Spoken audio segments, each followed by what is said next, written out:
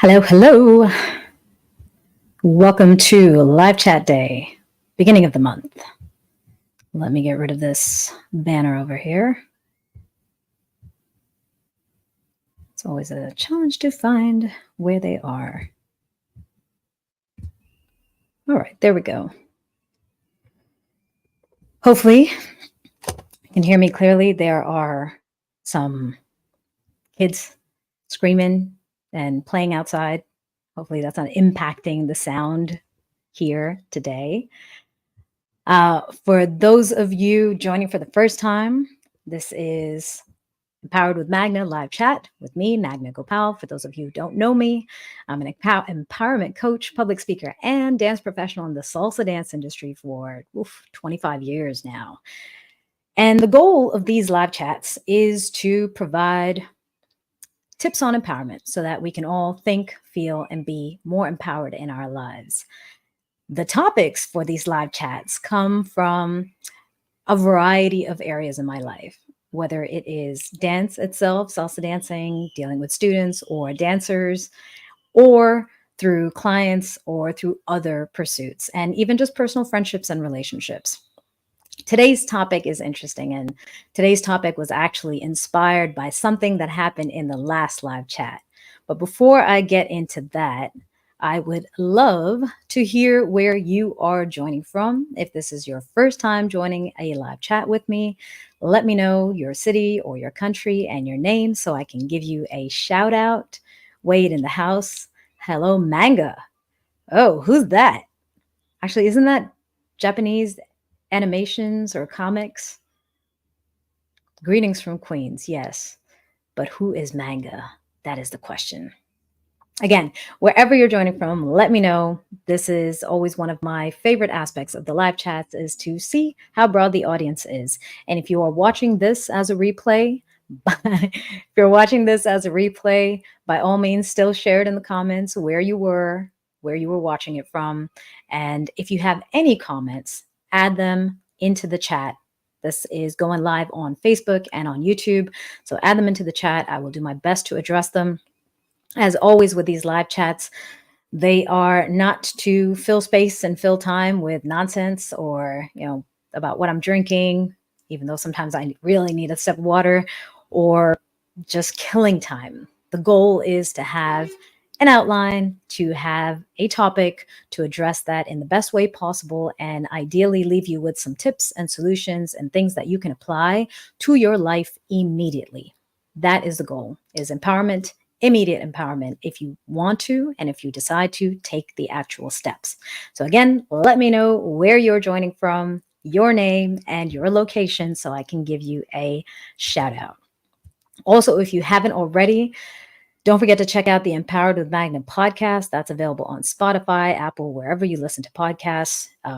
These are smaller chunks. The live chats, if you've been here before, these are longer deep dives. They can be an hour to hour and a half. Last month's live chat was 2.5 hours, which I highly recommend, especially my dancers who are here in the audience. I highly recommend you go and listen to that. It is on how to improve your dance experience. And it's not a technical approach. It's not about telling you this is your basic step and this is how to put your hands or connect with somebody else. It is about all of the underlying issues, the underlying elements of connecting with another human being. So that being said, today's live chat, active, right? Being active in the process of our own growth, and how that is different from just being present, just showing up. And also, I'm going to throw in, if you hear any additional sounds, please let me know. I feel like my mic is positioned well, but it's a hit or miss. Losing connection? Jeez. Okay, hold on. Let me double check my connection. I will make sure to be as concise as possible today, but StreamYard does have some challenges with its broadcasting. All right, looks like my connection is good. So today's topic, the reason for today's topic, it was particularly inspired by a comment in my last live chat 42, improve your dance experience. And the exchanges that I've had with students, especially dance students in the past, the comment in the live chat, because I was talking about how leads and follows, how followers have an opportunity to learn more because they are not necessarily studying one particular style or a certain set of moves. They get an opportunity to dance with all types of different leads and practice different things. And somebody said that's why all followers learn faster, because they're followers. And my thought on this is it's an active process. You can't just be somewhere doing something and think that you are learning everything that you can from that moment. Same thing goes with students in classes and in workshops, and students, not just people I've worked with directly, but people who are talking about working with other instructors.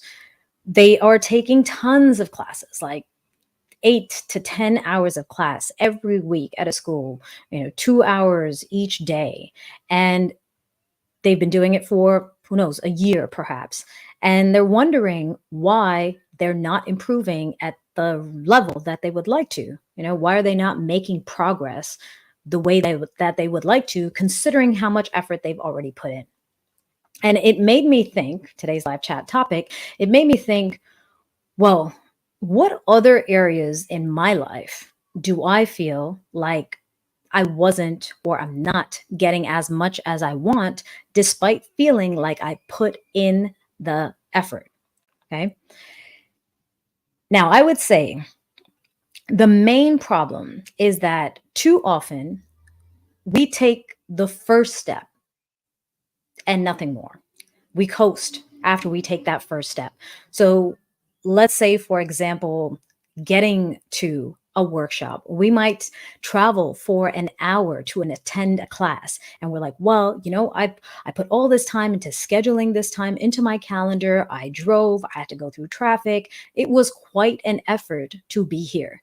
And then we think that the effort we took to being present is enough to fuel our growth, to fuel our fulfillment, to fuel our enjoyment. And this is where I want to get into. Presence is not enough. We need to be active and intentional if we really want to maximize what we get and what we bring to every experience, because it's not always about taking. It's not always about just what I can take out of something, but it's also about what I bring, because every interaction that we have with another person, with another moment, is not just a one-way street, even if we are the learners in that situation. Right? We are always contributing, whether it's through our active engagement or through our presence, even, because we're always communicating something, whether we know it or not, whether we're intentional about it or not. And this applies not just to social dancing or taking classes, but also friendships, relationships, our personal development, and our professional development. So I'm going to start with our active participation in dance. Now, in live chat 42, I talked about the actions of leading and following, that they are active actions. Just because you have the hat of a leader does not mean you're leading. Vice versa for a follower. You actually have to take the steps to be a lead, to lead somebody or to follow someone. And there are many dancers, leads and follows, that are constantly communicating that they feel stuck and that they feel frustrated by their dance experiences. Why am I not able to connect with someone on the dance floor? Why is this such a discomfort? Why is everything so challenging? And they don't understand the why, right? There's just an expression of frustration. There's an expression of discomfort. There's an expression of dislike and feeling stuck, but there's no understanding of the why. So let me go into leading. Leading is the action of inviting and guiding someone from one point to another. So let's imagine that it's not dance, but let's say you're just walking with someone. You're supposed to take this person from one place to the next, and you have not an unlimited amount of time, but you're not in a rush per se, okay? You are the leader. You're responsible for leading them to the new location. And let's call that location fun and connection. Now, just because someone put the label of a hat leader on you and you move from point A to B doesn't mean you're leading somebody else to follow you. So leading requires an understanding of your follower, their skill level, their processing time, their interest, their attention. So if we were walking fast and my followers walking slow, maybe they can still keep me in their line of sight and eventually get to where I want to take them, but that's not really leading them. That is kind of actually abandoning them. So if I'm typically walking fast, but they walk slow, I'll slow down.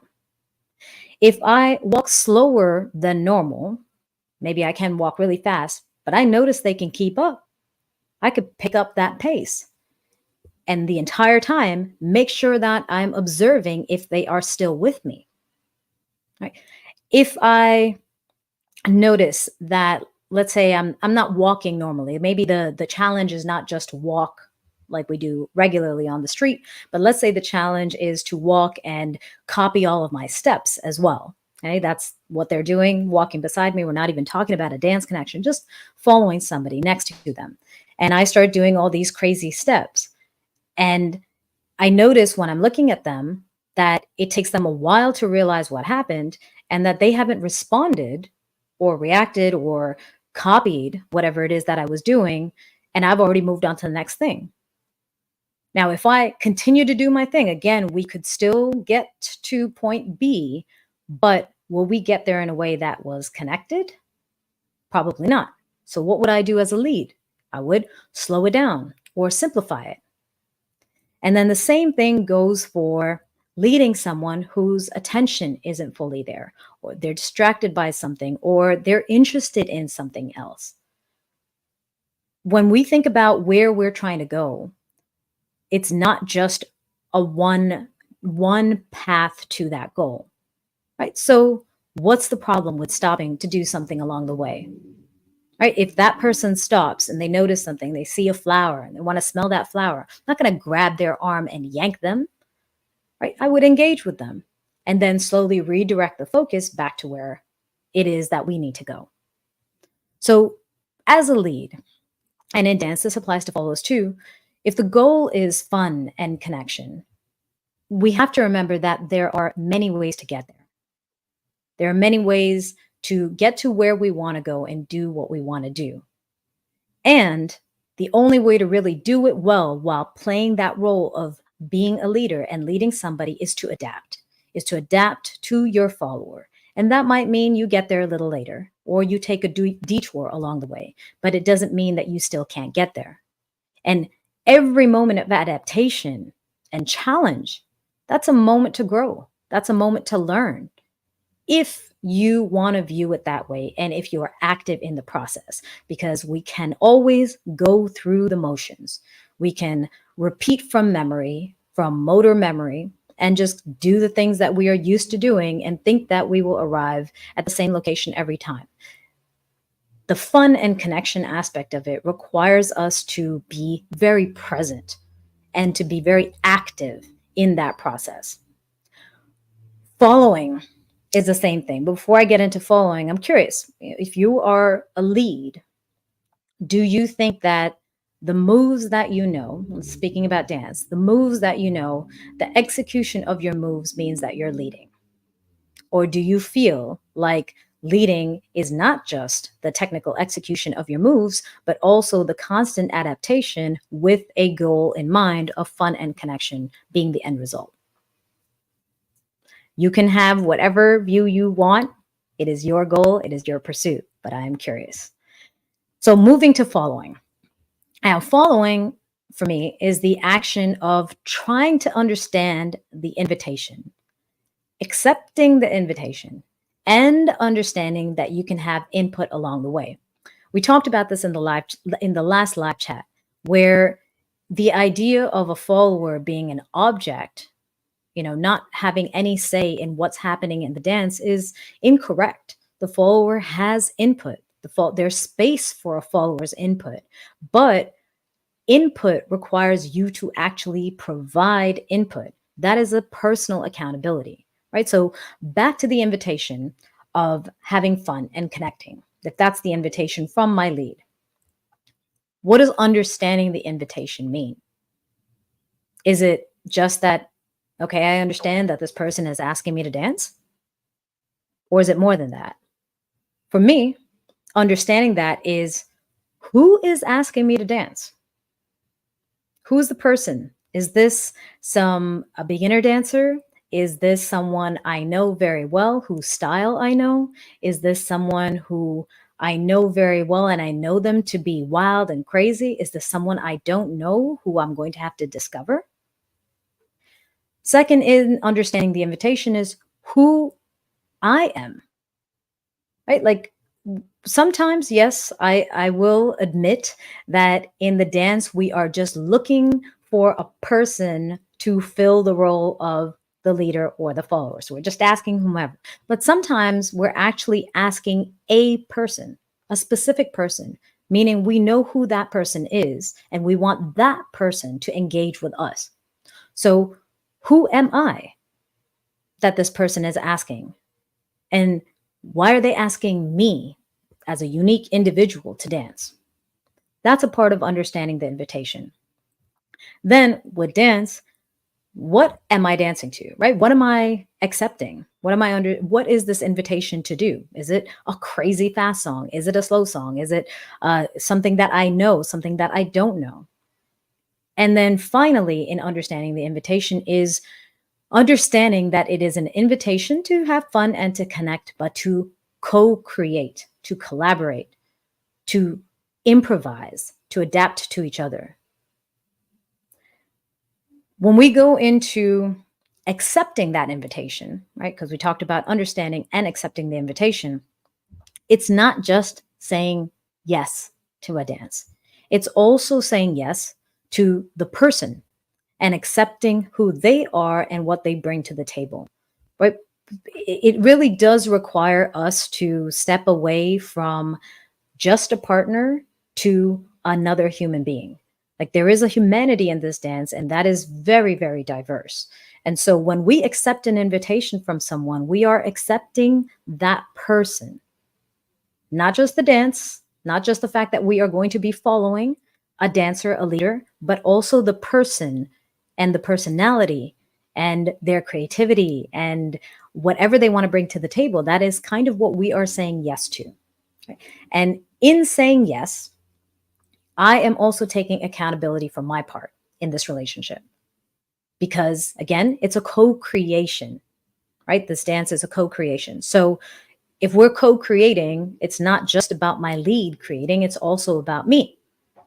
And the only way that we get to that mutual goal, that common goal of fun and connection and creativity and improvisation, is based on the effort that we both put in.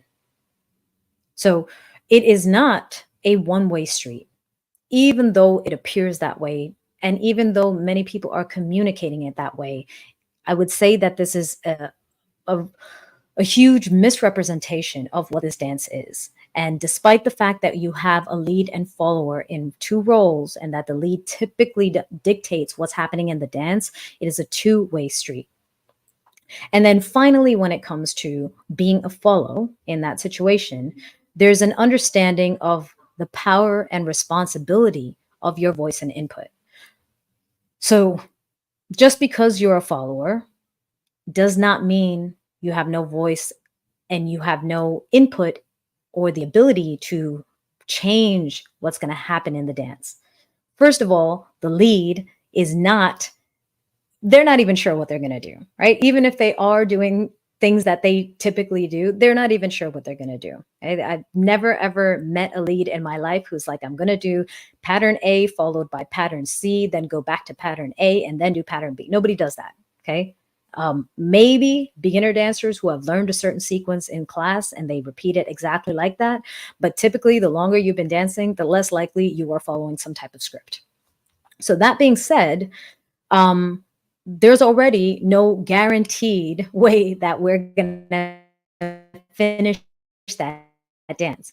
So why can't we as followers also add input? connection. And we're back. And wait, I see your comment. I'm going to touch on that in a second.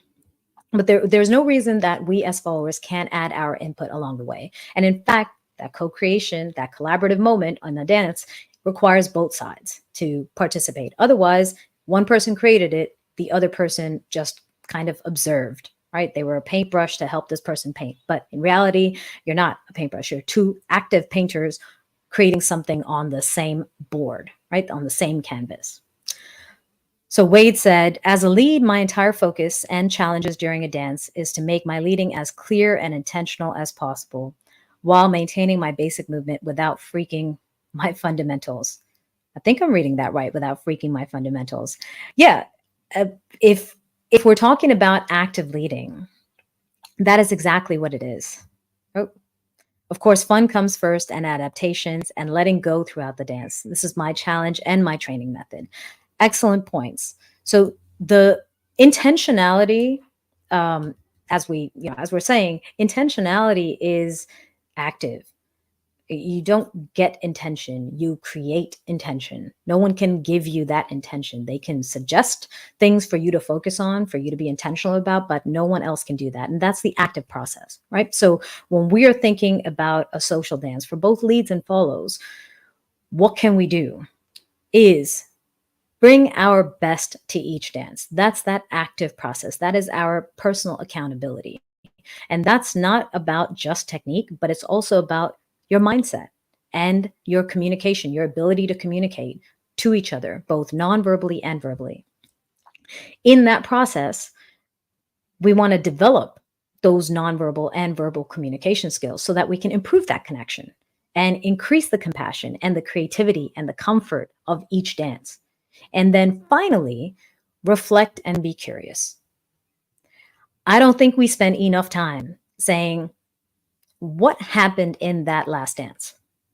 What worked? Why? Or what didn't work and why not?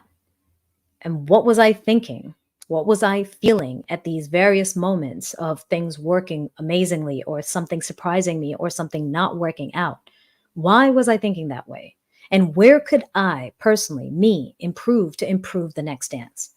Right? If we want to be active participants in that dance, as leads and follows, we need to be focusing on that, bringing our best on all levels, working on our ability to communicate effectively, our intentions, verbal and non-verbally, and be willing to be consistently reflective and curious. Because if we do that, we end up, one, consistently leveling up each and every dance, right? Within the dance as well as each and every dance, subsequent dances. So for me, much of my dancing, much of my growth in dance has occurred because of the fact that I kept on asking questions of every dance. I could take 10 hours of classes and not ask a single question, expecting all the information to be provided to me and not grow as much as I would from one dance that I'm really focused on, that I'm really present, where I'm thinking, where I'm reflecting, and where I'm trying to adapt what I know to the new information that's being provided and then inserting it into the dance. And then again, reflecting on what's happening, what the outcome is, right?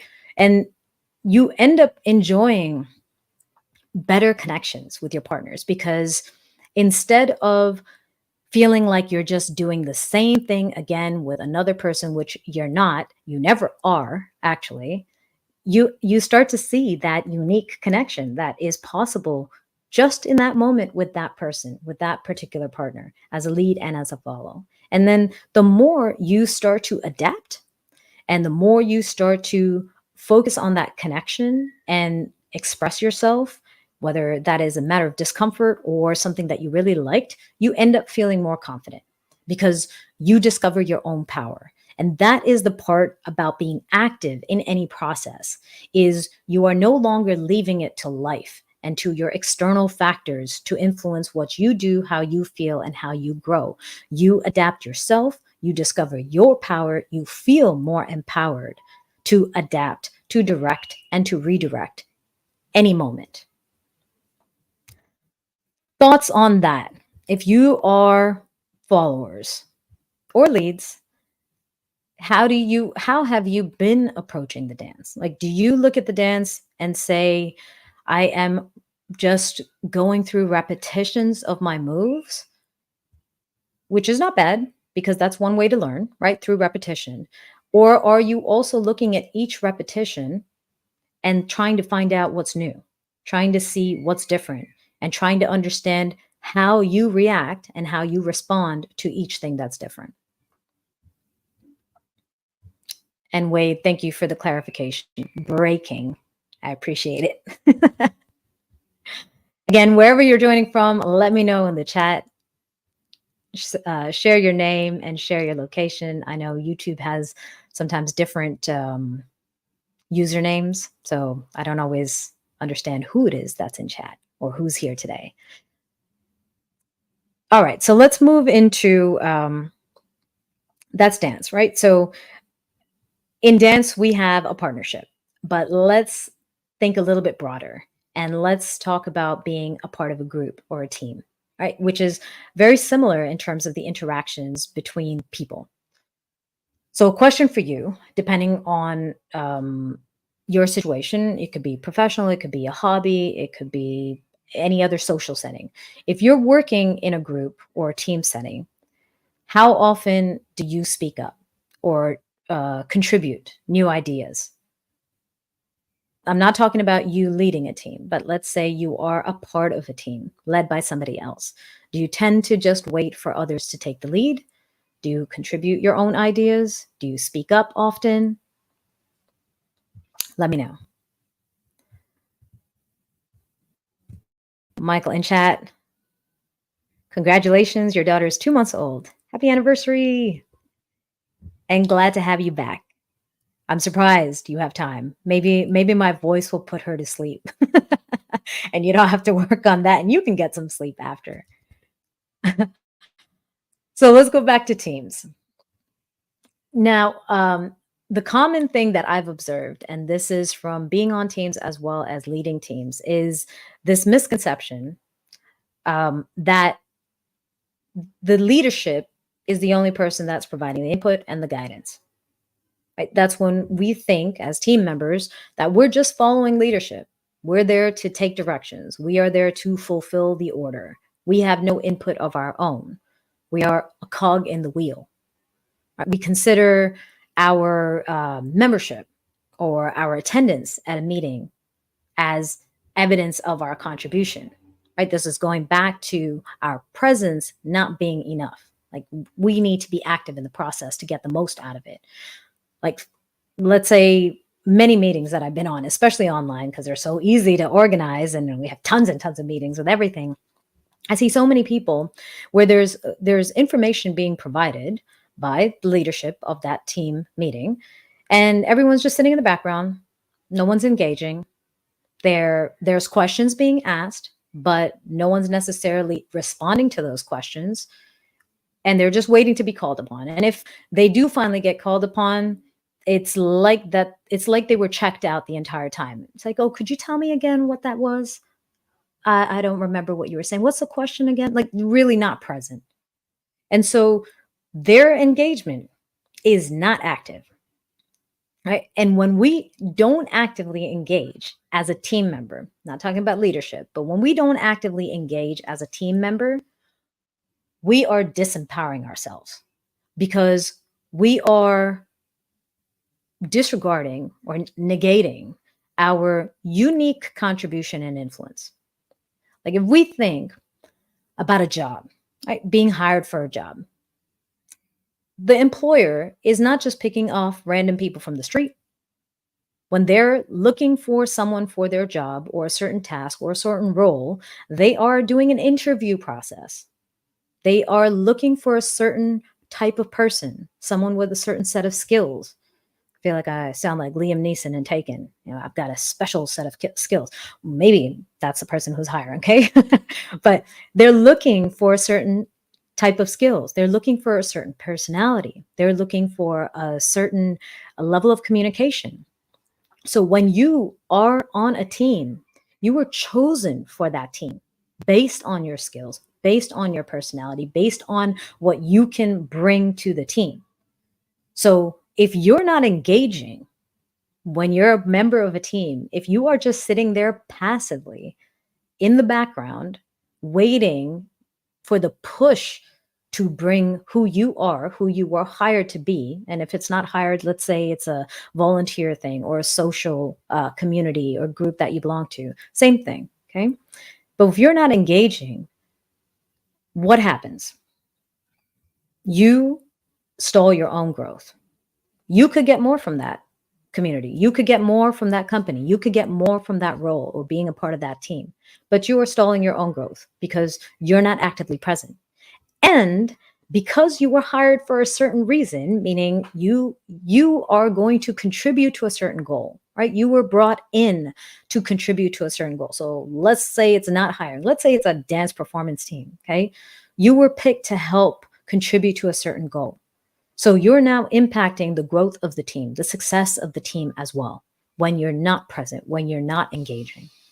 Like if I think about teams that I've had to create, yes, of course, I'm looking for experience and expertise, but I want the contribution of each of my team members. I understand that their experience and expertise is different from what I do. There's a reason that I invited them to be on that team. And if I'm just going to be the only person providing all the ideas, then I'd rather hire someone off of Fiverr or something. Like, here's my instructions, do this. I don't need your feedback. I just need you to execute.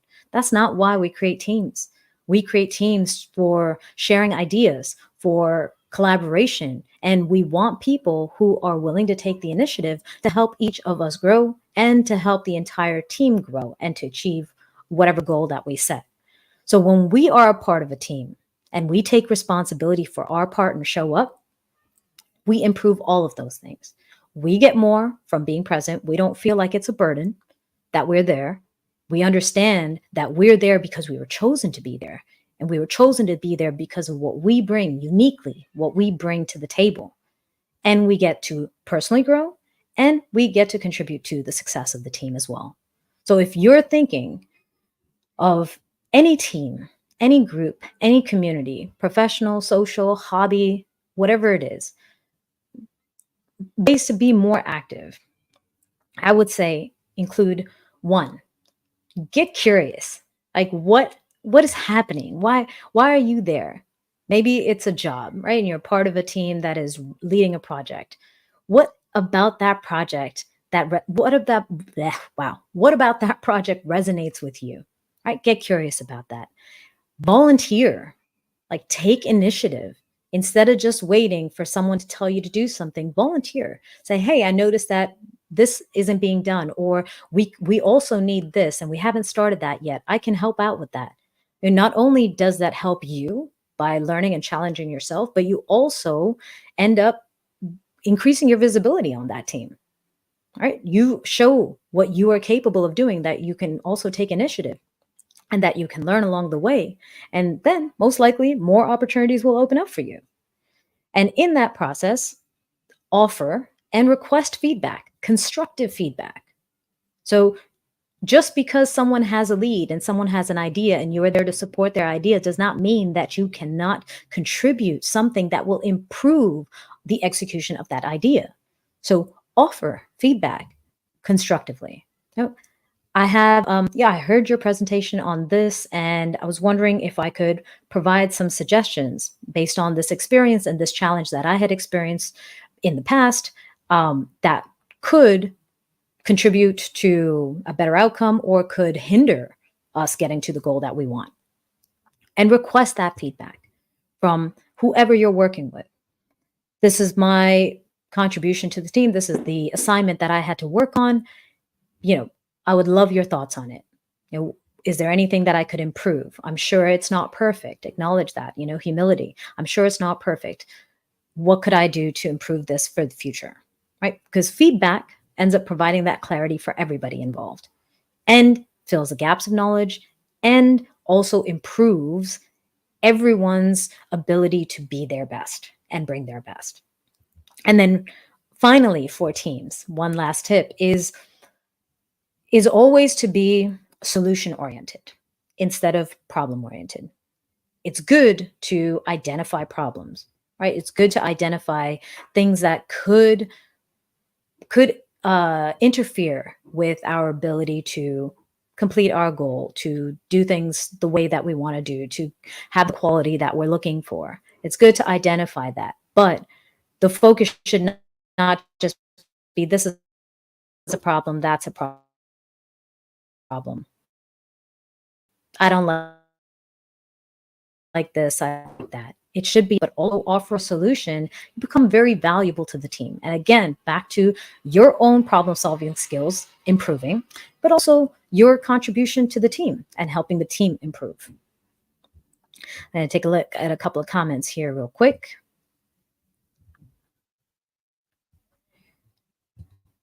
Michael's at work having lunch. Nice. Wait, my approach is any interaction and conversation is to not derail to uncertain moments throughout a dance.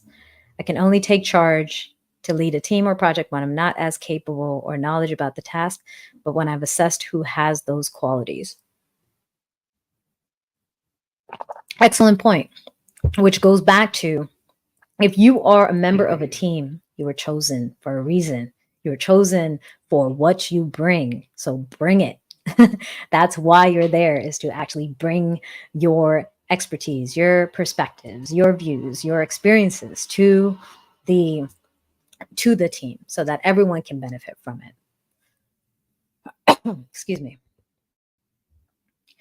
So let's move into other types of relationships. Remember, I told you that the purpose of this topic was initially from the lead and follow about followers not having or followers learning a lot more just because they're followers, and then students saying, well, I'm not getting that much because I'm attending classes. And it made me really reflect on so many other things in my life. So I want to move into other types of relationships that we have outside of our dance partners or being a member of a team. And these relationships can also benefit from active engagement and intention. I want to start with friendships. This will be, you don't have to answer this, but at least answer it in your head. Like, do you have any friendships that you feel are drifting apart? Or what about your friendships that you feel are growing? And why? Are they growing, or why do you feel they might be drifting apart? And I'm not talking about your friends on social media, the number of friends that you have. I'm talking about your close circle of friends, like the people that you can call upon. Because we all have hundreds or thousands of friends on social media, but really, do we know them? Do we talk to them on a regular basis? Probably not. Okay? So how are those relationships, those friendships in your life, how are they developing? Are they growing, or are they drifting apart?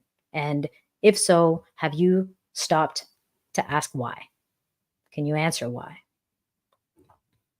You can leave it in the chat. And again, if you're watching this as a replay, throw it into the comments. I will do my best to address them as soon as I can.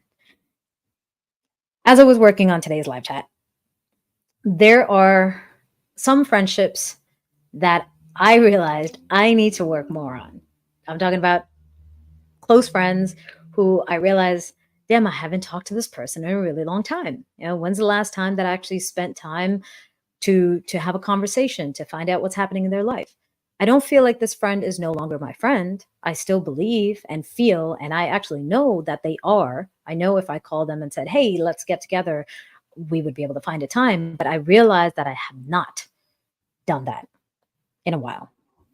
And with friendships, sometimes we find an amazing connection, right? We invest heavily to establish the relationship, but then we fall into a passive pattern with the random text. Hey, how you been? Cool, cool, cool. Yeah, we should get together. But then we never follow through. Like many of the friendships that I have, initial meeting phase, the honeymoon phase of the friendship, of talking all the time, texting all the time, learning all of these details about them, sharing so many things about myself, really building and solidifying the relationship and understanding whether we share some of the same values and perspectives, and whether we communicate well, whether our style is compatible. Once we've established that, though, and it's not just me, but it's also the other person, we kind of just let it drift, right? Not that it's drifting apart, but we're just kind of drifting together on that ocean of our friendship. We're not forcing, sorry, let me rephrase that. We're not focusing on the connection and developing the connection. Like, if you think about the friends in your life, the people that you developed relationships with, you saw some value in them, right? Like, let's go back to that team example. You see value in them. That's why you wanted to be their friend. You saw something about them that was positive, that enhanced your life, that you felt helped you be a better person, or that showed you new experiences in life. That's why you chose to pursue that friendship. But what are we doing to invest in keeping it alive? And if I think about it, I would make the comparison of like a savings account. And I've done this too, well, guilty of this too in the past, where like, okay, I'm gonna open up a savings account and it's got some interest. So I'm gonna put in this much money, a couple $1,000s. Great, I have a savings account now. Right? One-time deposit, never touch it again. Do I still have that money? Yes. Did it earn a little bit? Maybe it's grown a little bit, but maybe it's grown on its own. Right? Whereas when I think about good friendships, it's like a good investment, right? If you know for sure that there is a good investment and you've got your extra income, I don't want to say disposable because that's not what it is what it means when you're spending time with friends. So extra income, the time that is not dedicated, or the money that is not dedicated to your bills, for example, that you have to spend. You have extra income. When you know you've got a good investment, you always put money into it because you know it's going to keep on growing. And that's what a good friendship is. And that's what it requires. It means you keep adding because it's going to earn interest and it's going to compound. And the more you put in, the more it grows. Like there are some friends in my life that are, I feel, lifelong friends. We've been friends for like 2 decades, right? And our communication is sporadic. It's infrequent. We might connect, like get on the phone properly every few months. When we connect, however, the conversation is meaningful. It's insightful. It's vulnerable. It's free of distractions. I'm not doing something else in the corner. I am completely engaged with that person. I've seen many other people when you actually get together, everyone's on their phone. Why are you on your phone? You could have been on your phone before you met up with your friend. Now you're meeting up with your friend. Spend time with your friend. Who are you trying to connect with on your phone? Some random person you don't even know on social media, or you're texting with somebody else? What about the person in front of you? So when I connect with those people, even though we don't connect regularly, the connection is meaningful. The interaction is meaningful, and it's fully distraction free. There are other friendships where I realize that for that friendship to exist and to grow in the way that I knew it could, we needed regular and frequent communication to keep it alive. There's one of my best friends. She and I speak on a weekly basis. We don't always connect every week. Sometimes things come up and that's life and that's okay.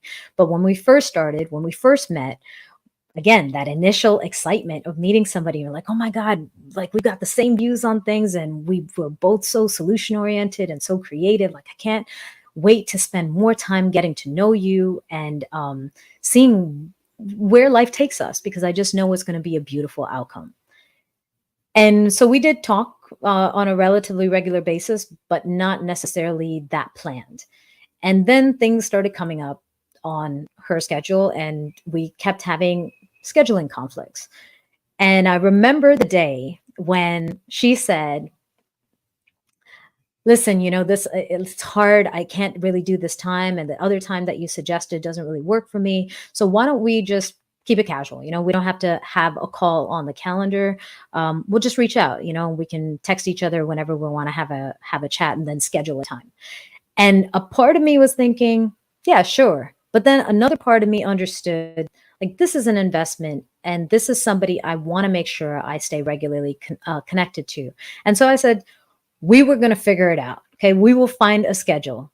I don't care how we're going to do it, but we will find something that works. And we did. And it was the best decision. And we still laugh about it today. And we keep saying, Man, remember the time we could have not become not friends. Like, not that we would have lost our friendship. We would still be friends, but from being these kind of friends, we would have been these kind of friends. Nothing wrong with that, but she is worth it. She's still worth it. And so I spend that time and she spends that time to make that connection. So sometimes you need to schedule the time and that's okay. Right now, there are other friendships too that for me, that due to, I guess, a lack of regular connection, I've lost along the way. Some were really good friends. If I have to think back to those friendships, I don't remember any real reason for them not being uh for them ending. Yeah, I don't see any conflict, I don't see any problems, I don't see any divergence in values or communication issues, nothing. But they disappeared because we didn't invest in them.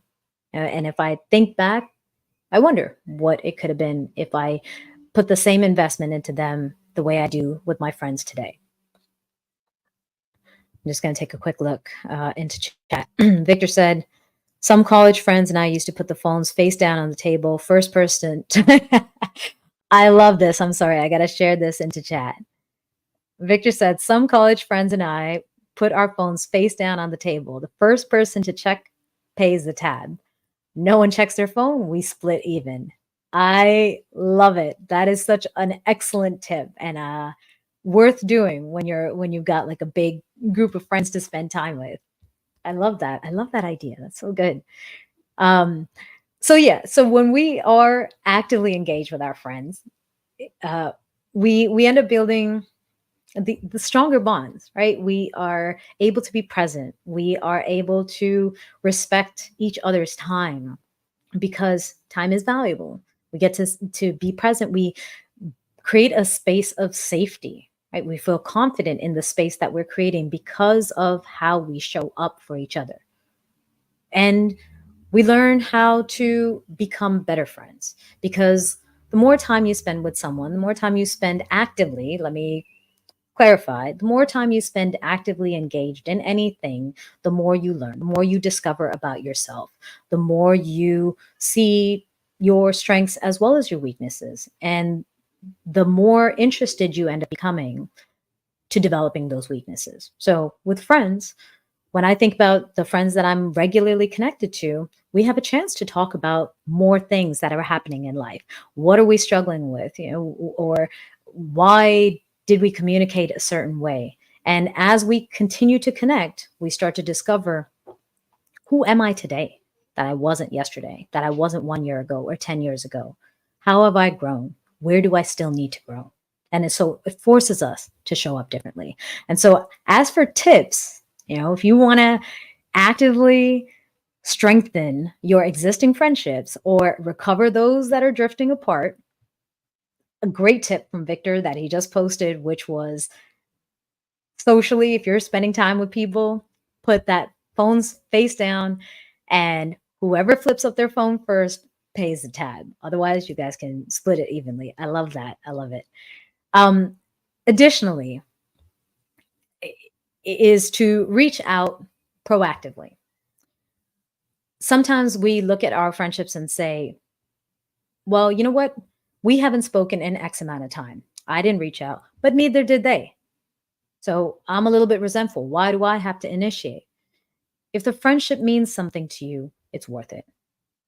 And there's no point in holding on to that resentment. It's better to lead the way, take that initiative, check in, see how they are, show that you care, and show that you're there. 2, plan meaningful interactions where you can be fully present, and do that tip if you need to. Put those phones down. Whoever flips it pays the tab. But if you're not physically meeting, like if that's not possible, schedule a call. Like in my calendar, I have a few friends that have tasks. Okay, they are tasks in my calendar because if I don't put it to my calendar, I'll forget. Things come up. Like the older you get, the busier your life, the more things you have on your plate to think about. Okay. And with social media today and our phones and our applications, it's so easy to get distracted. So make it work for you. You know, schedule time for the things that are important. Just like I've got time for my meals, I've got time for my appointments. You have your time scheduled for your work and your workouts. Right? Schedule time for anything that's important. So for me, I have monthly tasks that says schedule a call with so and so. And as soon as that task pops up, I send a text and I say, hey, what's your availability? And then we set up a call. And then that is a recurring task that happens every single month. Sometimes we are unable to make it work, but at least we're trying. And we both have that, actually. We both end up adding it to our calendar. So there's that mutual interest, mutual investment, and mutual effort. And then finally, for being more active and strengthening your existing friendships, or recovering action. Are we back? Are we back? Yes. Yes, I see bars. I see bars. All right. And finally, to strengthen those connections, is to get curious, to invite, and to be vulnerable. And don't forget to celebrate. Okay. So, what do I mean? One, sometimes when we reach out to people, especially the people that we have not spoken to in a long time, we tend to reach out to them in a moment in our life. Right? If we had to reflect, like, why did I reach out to this person? Sometimes it's because we remember them and we thought of something, an experience that we shared, and we're just reaching out and say, hey, this reminded me of you and I wanted to get in touch and see how you're doing. Sometimes we reach out to people because we know that they're good problem solvers, right? We know they've always got the best advice. And so we're struggling with something, we don't know who to talk to, and we're like, aha, this person I know is going to give me the best advice. So we reach out. Now, our friends, especially those that are really helpful, are not our therapists. Okay, so if you're reaching out to your friends just to get help, just when you have problems, it's going to cause tension in the relationship. Like, it's okay to share your struggles, but at the same time, make sure that you're also getting curious about what your friends are going through. Ask questions like, what's going on in your life, right? And lastly, in terms of sharing, being vulnerable, inviting their vulnerability, but also sharing, find something to celebrate, right? In life, I think most people in a day could, like, if you had to ask somebody, like, what are your challenges, right? What's bothering you? What do you wish was better? What do you wish you had more of? Like, we could list a bunch of things. Like, wish I had more time. I wish this person was more responsive. I wish that I didn't have to sit in traffic all this time, or whatever. Okay, we can always find something to complain about, something that has a negative source of emotion. But there's always something that we've accomplished, something that we've achieved, something that we are happy about. And those things are worth celebrating, because that way, every time you have those conversations with your friends, you've not only got this support network for each other, but you're also sitting there being each other's cheerleaders and celebrating each other's wins. For the folks in chat today, one, have you ever put into practice this thing that Victor shared about whoever flips their phone up in a community, in a group setting, especially if you go out for dinner or something, has to pay the tab, as a good incentive to not flip your phone? And two, have you, maybe in the past with friends, tried to put one of these tips into place, and has it improved your relationship, or has it rekindled a friendship? I am curious. I'm going to take a quick drink because there goes the voice again. And then I want to talk about romantic relationships.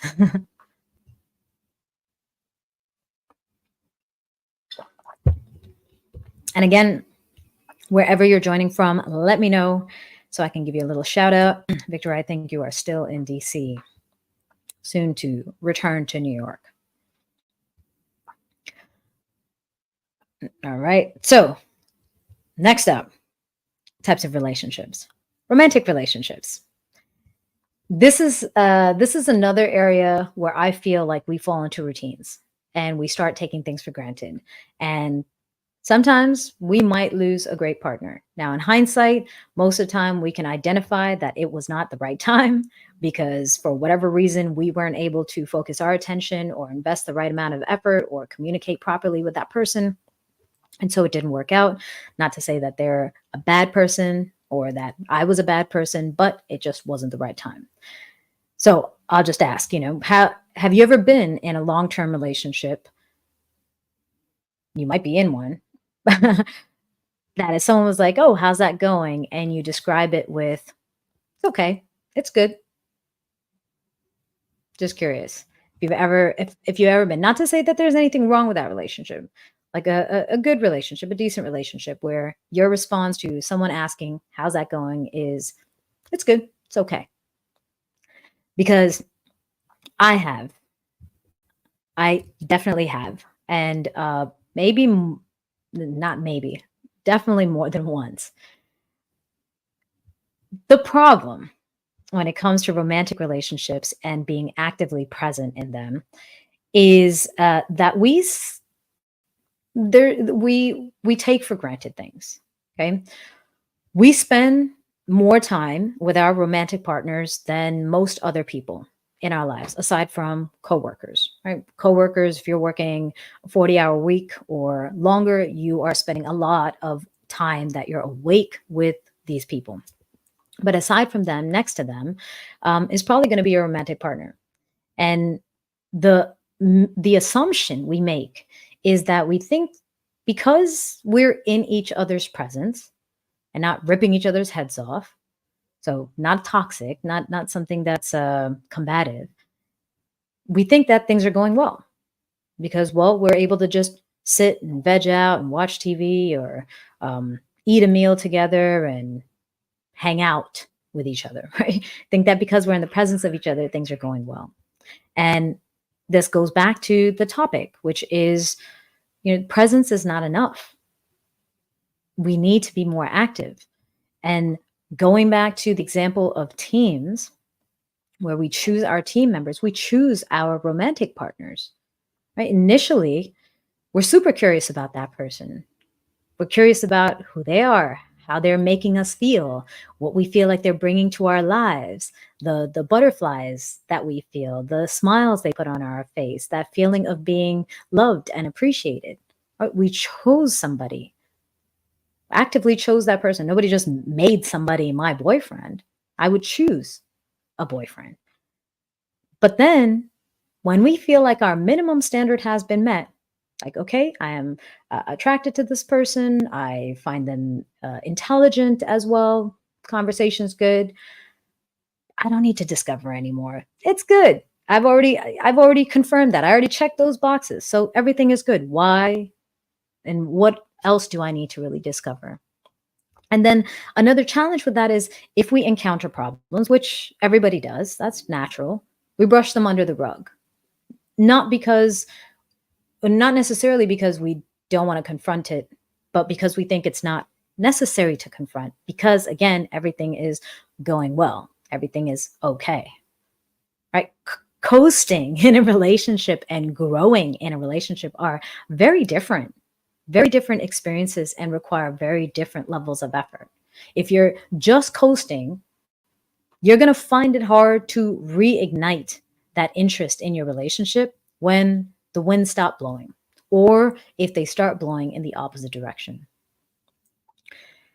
For me, actively engaging and always being curious about someone, and this is the same thing, like I said, when it applies to friendships, when it applies to a dance partner, but also and especially romantic relationships, is being present, being fully present, being active in the process, and always being curious because it helps me develop deeper emotional connections. This is the person I'm trying to develop a deeper relationship with. This is the person I chose to be in my life as my partner. So it helps me develop deeper emotional connections because I'm taking the time. I'm taking the time to check in.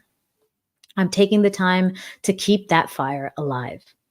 I am learning how to express myself more effectively, to communicate my needs, to show compassion, to invite that person to communicate their needs, to try to understand each other so that we can support each other through the challenges as well as to our goals. And when we are present, fully present, it helps us address and resolve conflicts sooner and more effectively because we're not brushing them aside, thinking that things are good. We don't need to talk about this. This is nothing. Instead, we're asking, what happened? Why did I feel something? Why did you feel something? Why did we have that moment of a facial expression that showed distaste or resentment or anger or upset? Why? And how can we fix this now? Or so that we can prevent this in the future, so that we can prevent it from reoccurring and also from snowballing into something bigger. Just taking a look at Victor said, yep, my last serious one, that's a bar. Presence is not enough. That is the title of today's live chat, FYI, in case you're just here now and didn't catch it. But yeah, presence is not enough. So for romantic relationships, tips that I would share that have worked for me. One is be willing to be vulnerable and invite vulnerability. The person that you choose, typically, we're not picking someone to be, let's say, I'm not looking for a boyfriend for 2 months. If I invest my time and say somebody is my boyfriend, I am looking at that person with a duration of as long as possible.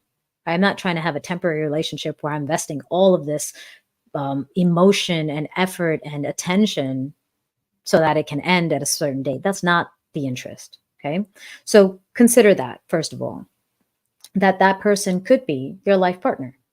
So if you're not willing to be vulnerable and if you're not inviting that vulnerability from that person, then you are putting things under the rug, right? You're hiding things, not with any malintent, but you're hiding them because you're scared.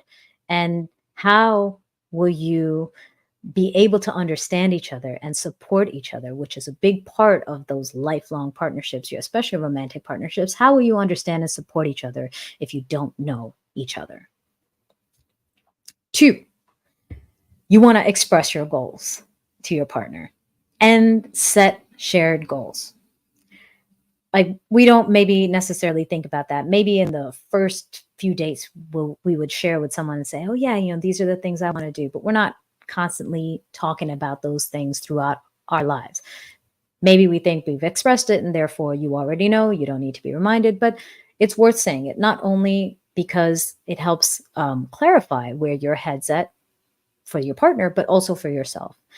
And setting shared goals, because the person, your partner in your corner, should know what you want to achieve, should know what your interests are, and understand that you're a team together. And that means that you should also have things that you want to achieve together. It's good to have the support of your partner for your own personal pursuits. That's great. But if you don't have shared goals, it almost starts to turn into roommates or friends with benefits. Okay. And there might come a time when that lack of shared goals results in both of you going your separate ways. And finally, schedule regular check-ins. So I'm going back to that scheduling thing again, just like with friendships. Okay. I put a task in my calendar that says schedule a call, and then I schedule that call and I put that in my calendar to make sure I make the time. Romantic relationships. I know we think that romantic relationships are flow, right? It's just what you feel. But scheduling makes things rigid. But you would be surprised by how many days or months or years can go by in a good relationship, in an okay relationship, without any really meaningful conversations taking place. My approach in a healthy relationship is a weekly check-in. Simple calendar event, takes typically less than 5 minutes or 10 minutes, even if you didn't prepare your answers in advance, but a recurring event that asks, what did I learn about myself? What did I learn about you? What do I appreciate about you or about us? A fun or memorable moment. And you could add, what do I feel proud of? What could I work on? But again, the idea is not to make it a big, long task where it requires a lot of effort. It's about making sure you are checking in regularly, that you know what your partner is thinking about, that you are sharing what your thoughts are, and you are always tuning in to what you appreciate about each other, and you're always learning something new about that person and creating some memories too, because some of those fun, memorable moments that you have in the moment are they're in the past by the time a month passes or a year passes. You don't remember those things, but if you wrote them down and you go back and you look at your entries, you'd be like, oh, you remember that? Yeah, I remember that. And it jolts your memory and it allows you to almost relive that moment. But by doing these kind of check-ins, you basically, you keep that curiosity alive. You keep the fire alive. And you keep discovering yourself, because again, you're not into if you don't have a habit of journaling, you're probably not spending a lot of relationship, a serious relationship where you value the other person and see a future with the other person, then this simple weekly check-in will force you to reflect on yourself as well. And through that check-in, you discover your partner, you keep remembering what is important about the relationship, because sometimes we forget all the good things, the reasons that we jumped into a relationship. When we start to have problems, all of a sudden we're like, I hate this person, everything is wrong in this person. And you forget why you picked that person. And so reflecting on that on a regular basis allows you to discover even more things that you appreciate about each other. If you have any tips, if you're in, if you're past romantic relationships, what helped you keep it alive? What helped keep the fire alive? What helped you stay engaged and stay active in the process equally? And also, just curious, what relationships or which relationships that ended could be attributed to a lack of being fully present and active in the process of growing that relationship? I compare it to dance partners, right? A dance is a lead and a follow. A relationship is two people. You cannot have one person doing all the work. It just doesn't work like that. Even if it works like that for a minute, it will not work like that for a longer period of time. And why break? And again, you do not have to add your comments into chat. You do not have to add your comments. If you want to share your personal feedback, especially if it's something personal, I always recommend filling out the feedback form for the live chat, magnagopal.com/feedback. You can share all of your thoughts. And if you have any questions that you'd like me to address in future live chats, let me know there. And if you don't want to be referenced, I can also keep your name private and address the issue instead. And of course, if you're already here and you'd like to support the channel, the simplest way, free, easy, is to hit subscribe, hit like, share it with your friends. And if you're feeling extra generous and want to get me a coffee, KO-FI, there's a link in the description of the live chat where you can leave a donation for a coffee. Leave a tip. I'll go get a coffee myself. All right, moving on.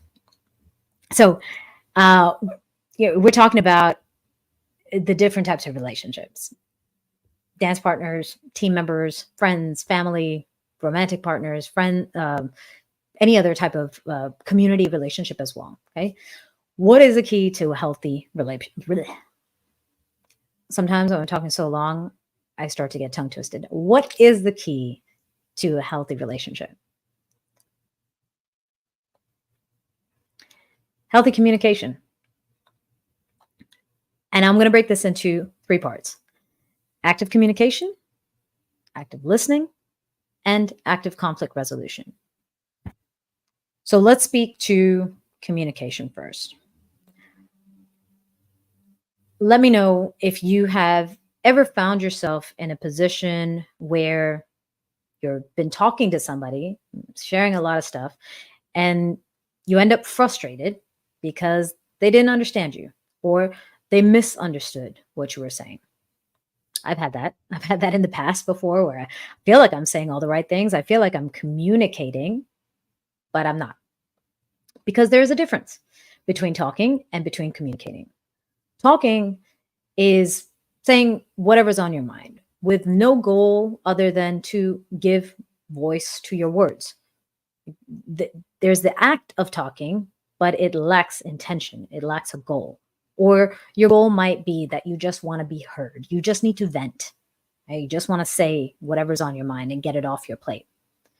Communicating, on the other hand, is intentional, right? It is an active goal of not just being heard, but being understood. And communication is a skill that we can develop, that we should develop, and that we should consistently be reviewing, reflecting, and improving upon throughout our life. What does it require? Effective communication. I would say that it requires a clarity of purpose. Why are you communicating what you're communicating? A coherent structure. If it's not just a simple one-liner, if it's something more detailed, can you structure it in a way that makes sense, that's easy to follow? Purposeful delivery. Are you all over the place when you are speaking about the message that you want to give? Or are you being very focused on that particular message? Or are you also diminishing its importance by speaking about different things? An understanding of verbal and nonverbal cues. How are you presenting your ideas? What's your tone? What's your body language? What's your pauses in between what you're saying? What's your facial expressions? And awareness of your audience. How is your audience receiving the information that you're presenting? How is the person, if it's a one-on-one conversation, how are they receiving what you're saying? An ability to process feedback. So you see it, you observe, there's some changes to whatever, how they're responding to what you're saying. Maybe they're even saying something back to you. How are you processing that feedback? And then an ability to stay curious and refrain from being reactive. Those are the components for me. Okay? If you're missing any of these components when you're speaking, you're going to increase the chances of misinterpretation, misunderstandings, frustration, and possibly conflict.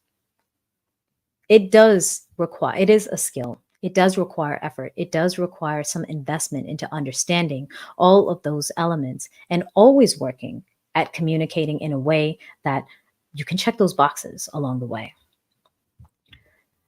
Just looking at comments. An old therapist used to say regarding communication, is it true? Is it kind? Is it necessary? Very simply and beautifully put. And when it comes to our communication, that is that element of purpose, of delivery.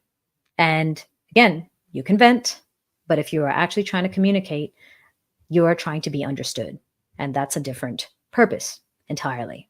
And that's necessary to understand that. So, my experience with, I'd say, poor communicators would be from speakers, presenters, and instructors.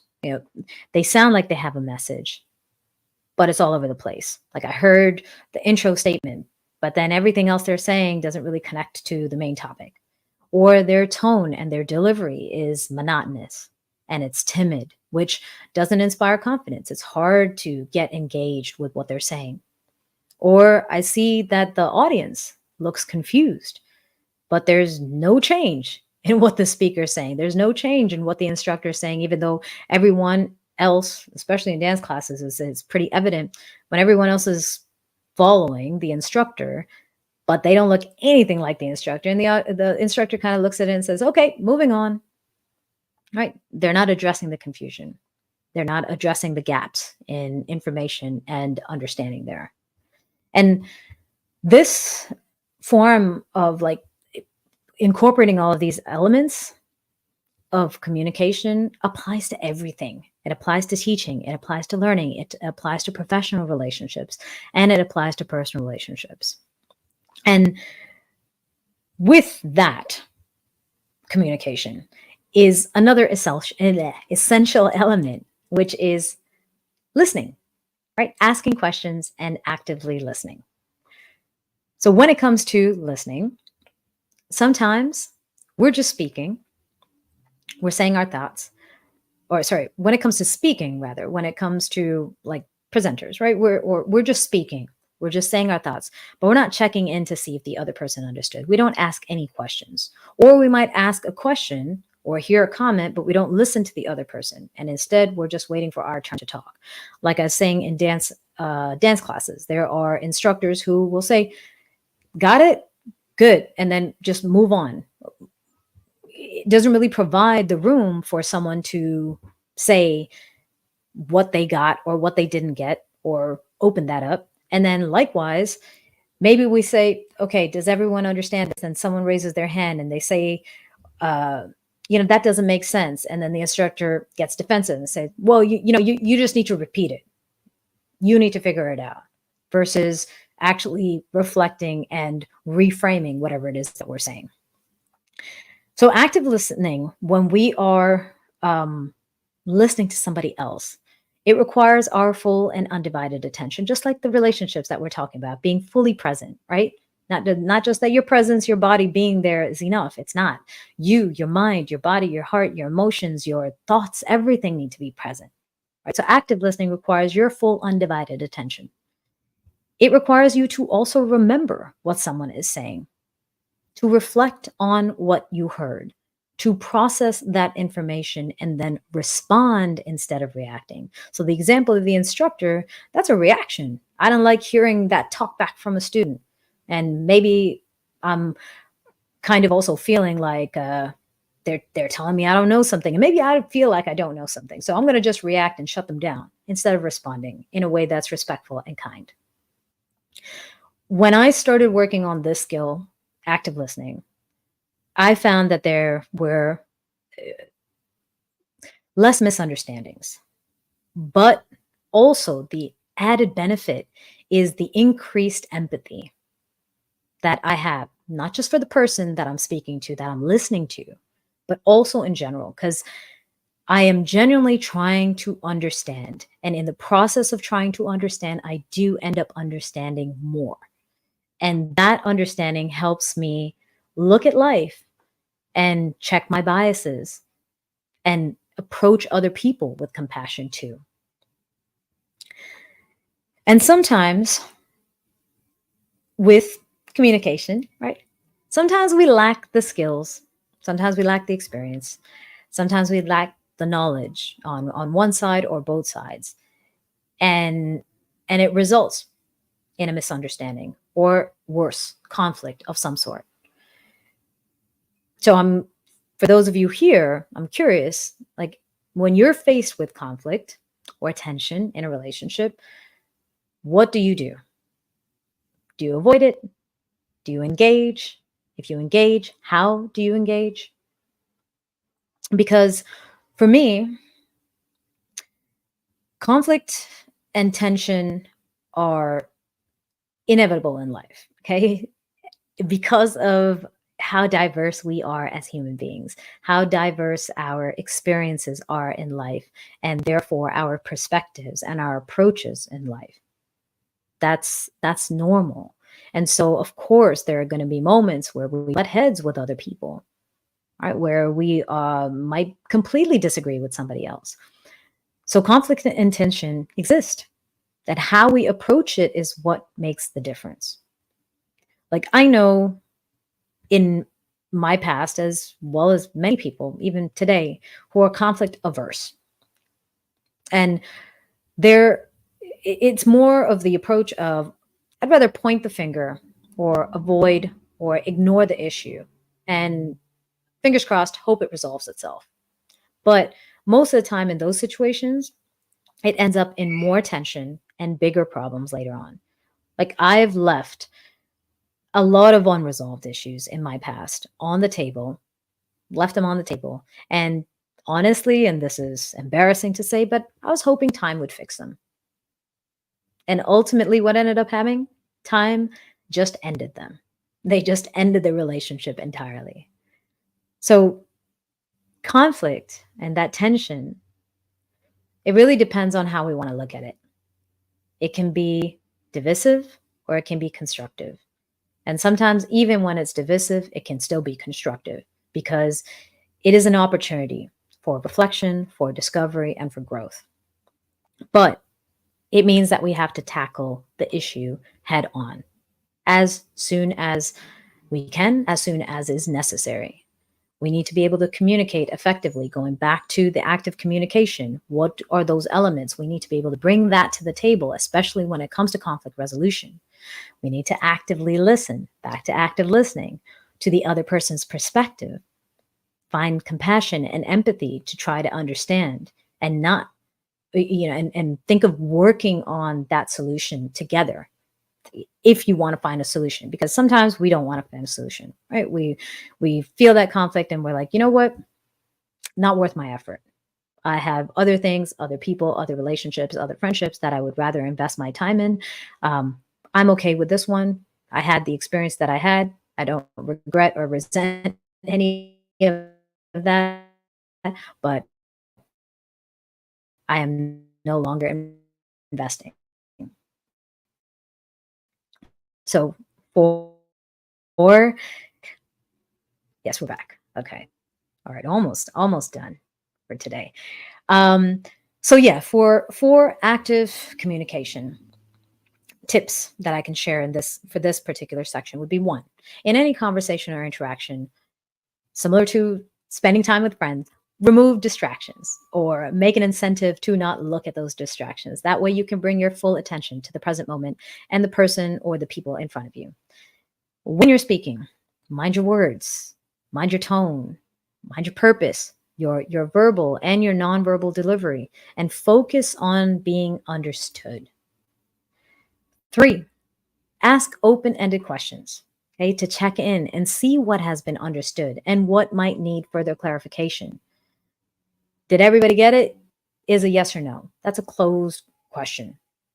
People who kind of got it, but maybe didn't really get it, might say yes. People who didn't get it might still say yes because they got one part of it, like 10% of it, but not 90% of it. So it doesn't really provide much insight. Instead, how would you relate to this? Did everyone understand, or how would you explain this to me, for example? Or if you are breaking something down, how does this apply to your life? Get people reflecting, get people to think, actively be present. And if you're listening, listen to understand, not just to respond. And if you encounter any tension in your interactions with other people, any conflict, stay calm, right? Emotional regulation is key. Personalize your statements with I feel or I think versus saying you are, you did. Instead of pointing outward, just reflect inward and express yourself by internalizing your comments. And instead of focusing on winning the argument, focus on solving the problem and deepening the trust, that understanding, that empathy, and the respect in the relationship. Because that's why we're here to communicate. That's why we're communicating, right? We are trying to connect with another person. We're trying to do it in the best way, most respectable way possible that provides an opportunity for personal growth, for their growth, and for mutual growth and development in the relationship. And lastly, and this is my last point, we'll see how long we go today. Active learning, right? Personal and professional. When we think about active learning, or rather, this is going to go back to kind of the first point that I was talking about, which was that idea of presence, right? Your presence is not enough. So students that I've spoken to before, or even clients, that experience these moments where they put a lot of effort into showing up to the learning environment, but feel frustrated that they didn't get anything from it. Like subconsciously, we're always processing and receiving information, right? We're always processing information in one way or another, but that's not the same as active learning. Like someone could take 10 workshops, but they are not 100% present. And they might be on their phone, or they might be engaging in a conversation with somebody else. And they're not going to learn as much as the person that takes one workshop and is fully present, completely paying attention, actively listening, engaging, asking questions, trying to clarify what they know, what they don't know, and filling those gaps. Right? People who read tons of books and still feel like they don't know nothing, only to keep buying more books on the same topic, thinking that the next one is going to be the breakthrough. Right? And that's the idea here, is like your presence is not enough. Growth requires action, and the breakthrough in any situation, in any relationship, in any pursuit happens when you are active in the process. And the same goes for learning. You have to engage with the material. You have to ask questions, clarify the things that you understand and don't understand, internalize, as much as you can, because the things that you are getting is from someone else's experience, someone else's life, someone else's perspective.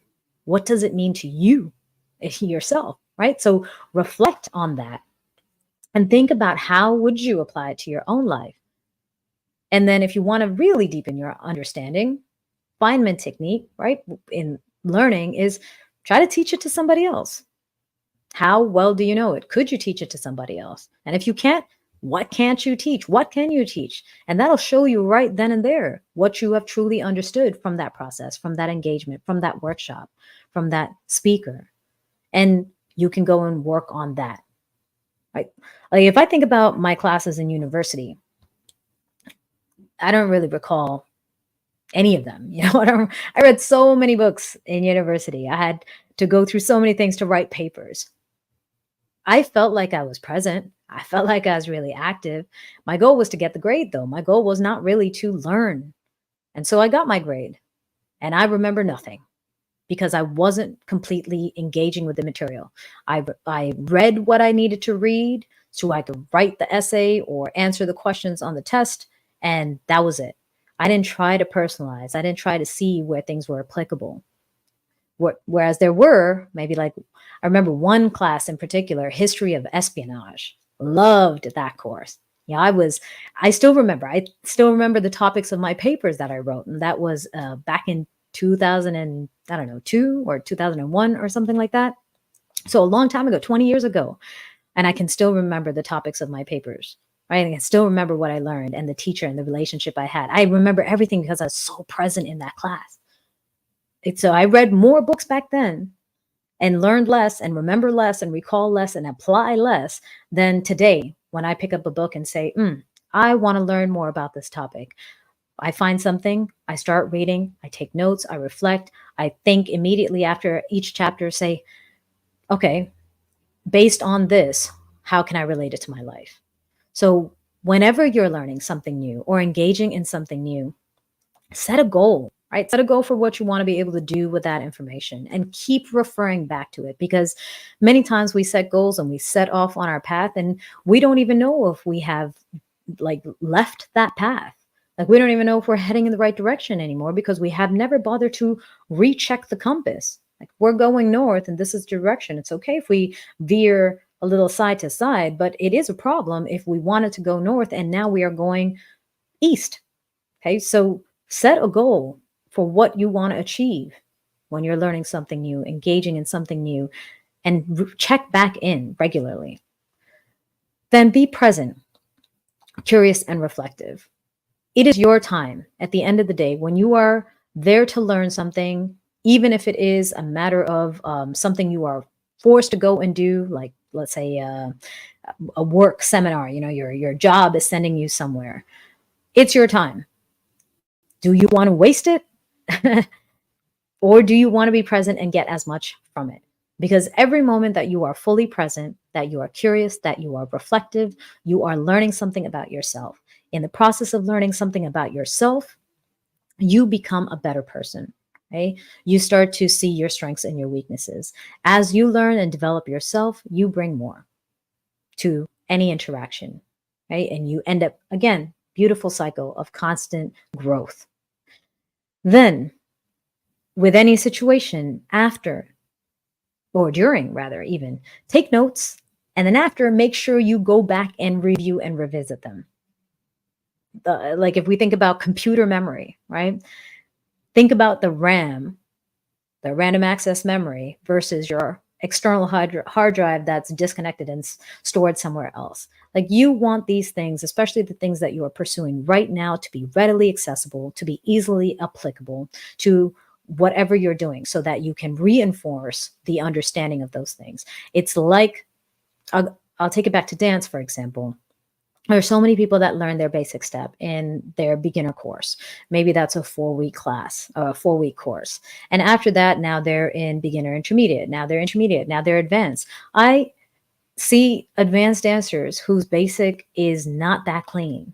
And it's because they're just adding on top of a not a poorly misunderstood, but minimally, not a poorly understood understanding of the basic, but a minimal understanding of the basic. They've never gone back to reflect.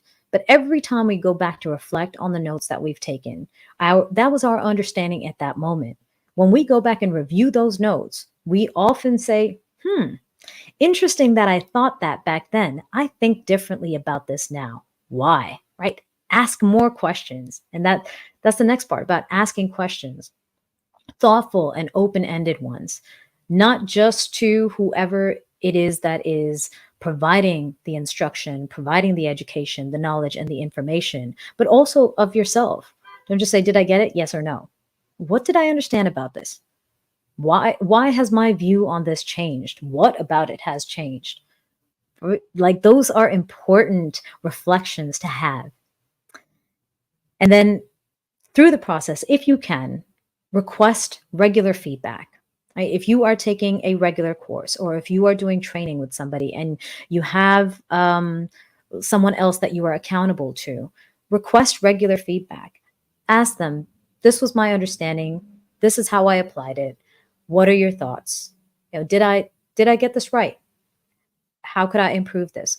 What areas of weaknesses and strengths would you identify? What could I continue to work on? So keep on asking for feedback. And in that process, you are going to make yourself more resilient to negativity, and you're going to push through those things and constantly be making progress towards your goals. And on that note, stay consistent and dedicate time for your personal and your professional development, and for your social activities, for discovering new people or discovering new experiences. Because for me, like I said, if it's not on my calendar, I will forget. I have a block on my calendar that says L&D, right? Learning and development. I have a small block. It's an hour, and sometimes I might have to miss it, or I might have to move it, or I might have to delete it from my calendar because of other things that have come up, but that's a recurring item. And in that moment, whatever it is that I'm working on, that I'm reading, that I'm studying, that's my time for that. And sometimes I extend that block. If I'm really engaged, if I'm really there, then I extend that block so I can keep on doing it. But it's present. It's a time that's dedicated for personal development. And in that block is not just learning time. So it's not just saying, okay, I have an hour, so I'm going to read a book for an hour. No, it's about that process of reading, of listening, of watching, of the gathering the information. But there's also part of that time which is for processing that information, reflecting, taking notes, and reviewing. So it's maybe 30 minutes of reading and then 30 minutes of reflection, or whatever that ratio might need to be for you. So I just want to conclude today back to today's topic, which is your presence is not enough. That growth requires active learning, and growth is in every area of our life. Presence is not enough. Growth requires your action, your intention. We are physically present in many areas, We have to be physically present in many areas. So why not get the most out of each moment? The more active, the more intentional, the more engaged we are, the more we benefit. And the better we become as leaders, as team members, as dancers, as instructors, as students, as friends, as family members, as romantic partners, the better we become, the better our contribution to our interactions, to our connections, to our relationships, to our organizations, to our work, to our communities. It is a win-win situation when we are active. And not only that, but I'd like to say we start to lead people by example. Right? There are people who might not know how to be active, but when you see that person who is fully present and maximizing everything from every moment, you're like, I want that and I want to learn. And maybe you end up mentoring someone or coaching somebody to be just like that and to get the most out of life. So from today's live chat, we talked about a lot of things, different areas in our life and pursuits where our active presence, our intentional presence can deliver more to us all around than just our physical presence. So choose one area that we discussed today that happens to resonate with you today and apply the tips that we discussed. Reflect on that process, take notes, and reflect on the results. If you did apply some tips, what was the outcome? Was it the outcome you desired? And if it wasn't, again, going back and reflecting on the process, what could be changed? Because we can always improve as individuals. There are a lot of things, there are a lot of issues in life, in the world, but we have a lot of power. And the purpose of these live chats is to empower ourselves, okay? So that we can all think, feel, and be empowered. But that requires accountability. And that requires us to step into the space and say, I can and I will. So whatever your tips okay, that's it. This is my last point. I know StreamYard's trying to kick me off right now. But whatever area you decide to focus on, whatever tip you decide to apply, whatever reflection and results, you can come back here and share them with me in the comments. And if not, you can share them in the feedback form, which I would really appreciate. But if you share nothing with me at all, I am glad that you are taking that step at the very least. But I would like to encourage all of you to subscribe to the channel, to hit like, to share this with your friends or share portions. You can hit clips or timestamps with YouTube. The replay will be available on YouTube, so you can always go and check that out. And if you do have the time, which I always appreciate because it's more detailed and it's that moment where I know if you were actively listening is the actual feedback form, which is magnagopal.com/feedback. And if you're interested in shorter tidbits, Empowered with Magna Podcast, which is wherever you listen to your podcast, Spotify, Apple, etc. And if you would like further coaching, you can always reach out to me from my website, magnagopal.com, and I'd be glad to assist you in your personal journey of growth and empowerment. I hope you all have a lovely day. We didn't get too long today. I mean, last month was 2.5 hours, which was a record, but today is not that bad. So that being said, I hope you all have a lovely day. I will see you next month, and I look forward to your comments and to your feedback. And again, don't forget to hit like, subscribe, share, do all those good things that are free ways to support the channel and support these efforts. Love you.